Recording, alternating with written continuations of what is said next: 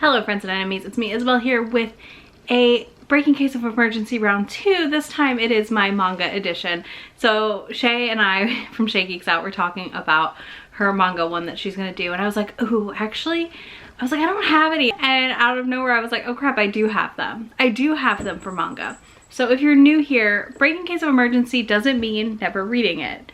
It means I'm saving these for that day that I just need a very specific thing, and the day that I just know that like I have a bunch more coming. These aren't volumes I'm never gonna pick up. These are volumes that I keep putting off because I know I'm gonna love them. I may have read 1 or 2 volumes. It may be a series I'm partially caught up on and I'm delaying, knowing that I don't want to be done with it yet because it is complete, etc. Okay, so with that caveat going in, again, I'm gonna read this at some point, promise. We're gonna talk about the books I am collecting, some of these actively, or these are finished series. Like, this is a big variety. We're gonna start off with one of my favorites that might surprise some of you that I haven't read it yet. And that's Yona 37. So the reason I haven't picked this up yet is because we have such a long wait for 38 to come out. And I know there's some things coming about this series to my channel in December. Take your guesses. But because of that, I also am just kind of waiting because I don't want to be caught up again. Like, I don't want to be caught up and have to wait 4 months. So like, this is a rainy day read, you know? This is I'm having a bad day and I need Yona.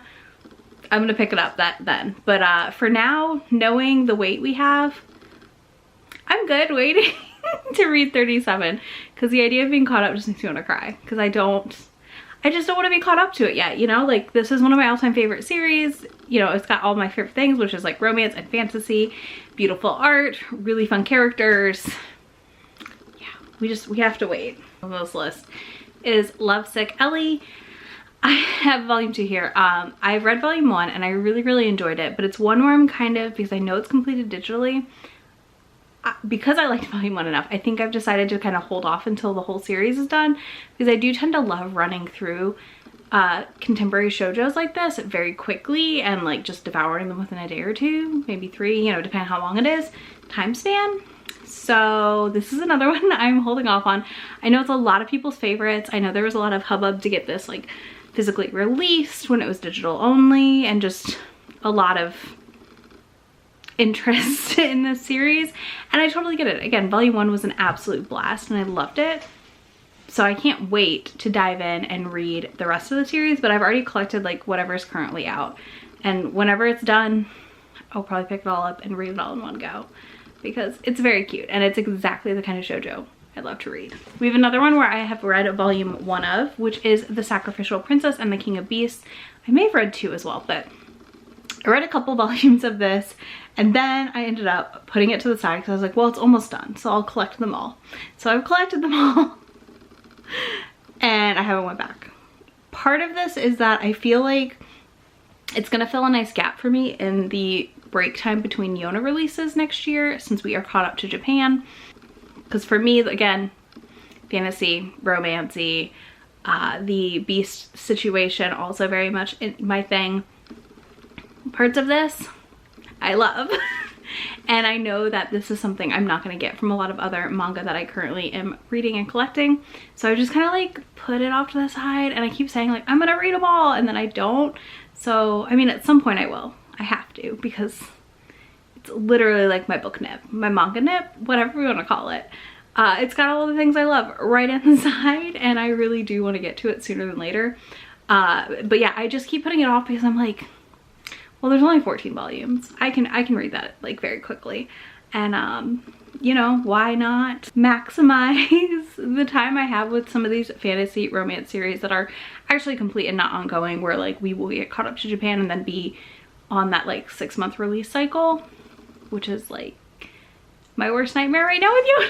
So yeah, this is another one that I'm just super pumped to eventually read, but I've just kind of set it to the side for that day when I'm like, okay, I need that feeling that I get from other series I love.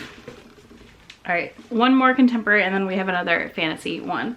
So the next one is one that I have read volume 1 and I've read some of volume 2, and I own it like 2 or 3 of them digitally, and quickly decided I needed to convert to the physicals. because of how much I love it.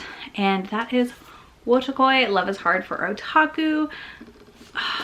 Okay, listen, I loved volume 1 and I bought volume 2 digitally and read I think most of it or all of it, and literally was like, as soon as there's a right stuff sale, I'm buying them all.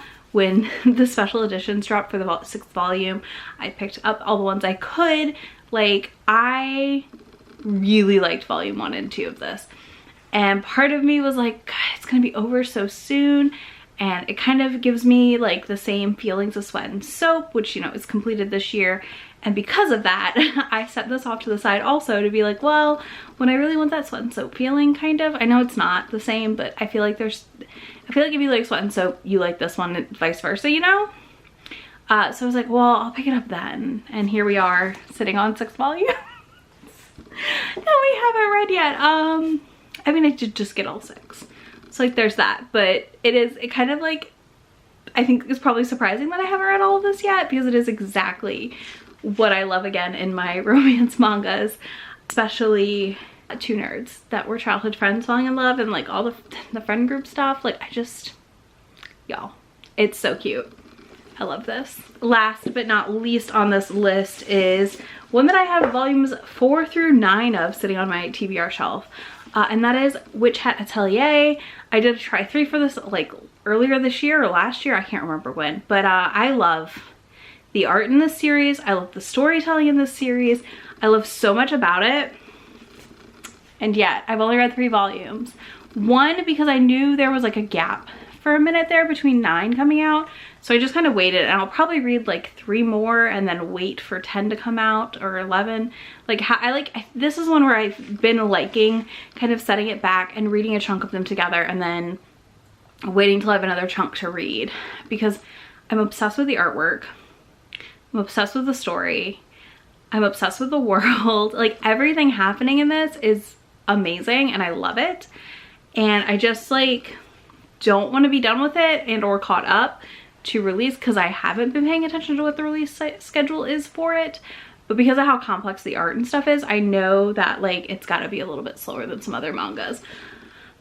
This is such a great fantasy story about a girl who ends up being sent off to the witch school. And there's just a lot of reveals around the world and the community of like witches and how it works. And I just really loved so much of this. Okay, we have one more. This is the last one that I've been holding off on. Similar to Sacrificial Princess and the King of Beasts, The Ancient Magus Bride. I have watched a chunk of the anime of this and I need to actually go back and finish it. So I've never picked up the manga, and I've got 1 through 3 collected so far, and I'm gonna start picking up more volumes. I like same vibes, you know? Not same, but similar vibes to the Sacrificial Princess and the King of Beasts, and like it's a very beloved manga as well. And I just like, I really liked what I watched the anime. I haven't read all of this. I'm pretty sure I'm gonna love the manga though, and I just keep putting it off because again, it's like that day when I want the like kind of very grumpy magician type and the not as grumpy / normal person vibes, and a little bit of a monster, you know, like it's just things I like all in one book. Yeah, so this is another one that I've been kind of delaying on, but again, I gotta finish collecting it before I like actually dive in also, because I don't think it's one I'm gonna want to read in chunks. I feel like I want to own all of it and just read through it. So those are my breaking case of emergency mangas. Let me know if you have any manga you've set back to the side of your TBR. You're like, I want to read you, but not right now, because I know there's gonna be the day that's perfect for it. Again, these aren't books I'm never gonna read. These are books that I own quite a few copies of, and for whatever reason have been pushing off to the side.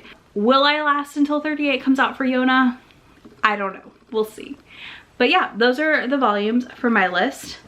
And let me know what ones you're interested in, or what ones you're putting off to the side to read later. Or if you have a rec for me, always leave that in the comments. And if you don't want to do that, leave me a rain emoji, because it is pouring rain and windy outside. So I'm ready to go curl up on the couch and read. All right, I'll talk to you all in a few days. Bye. Already packing, come with me. I'm not really asking. We'll get away to a place where we don't know. About to see the world in action, what we can be, life with no distractions. We'll get